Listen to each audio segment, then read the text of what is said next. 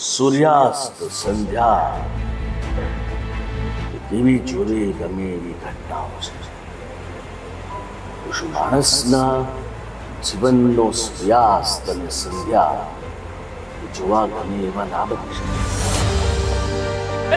ત્યારે હું એક્ટર બની ગયો, અભિનેતા બની ગયો, એની મને બહુ ચોક્કસ ખબર નથી કયા સમય કઈ સાલ, પણ મને એવું લાગે છે કે નાટકકારના ઘરમાં જન્મ લીધો હતો, એ પરંપરાને આગળ નિભાવવા અને ચલાવવા એ જવાબદારી માટે કદાચ મારું અવતરણ થયું હશે ને જવાબદારી અત્યાર સુધી હું સફળતાપૂર્વક નિભાવી રહ્યો છું. આજની યંગસ્ટર્સને લઈને તમને ગુજરાતી સિને જગત કેવું લાગી રહ્યું છે કે આગળ એનું ભાવિ કેવું છે? બહુ ગજબ છે.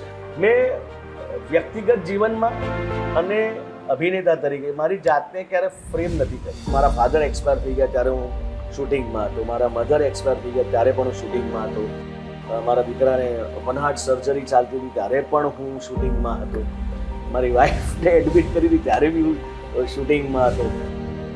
માત્ર લોકોને આનંદ કરાવવાથી કે હસાવવાથી તમારા ઘર નથી ચાલતા, એમાંથી પૈસા મળવા જોઈએ, અને પૈસા મળે ને તો તમારું ઘરમાં સન્માન પણ થાય.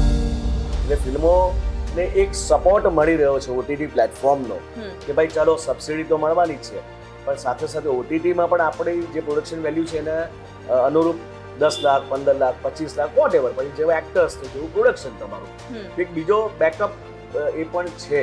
ને વિઠ્ઠલ ત્રિડીનું પાત્ર એ તો માત્ર શિવના આશીર્વાદ જ છે. શું વાત છે? માત્ર એટલે જ તો કહે છે ને કે જે કરવું હોય એને કરો, પણ મન ને મહાદેવ કે ને કરો.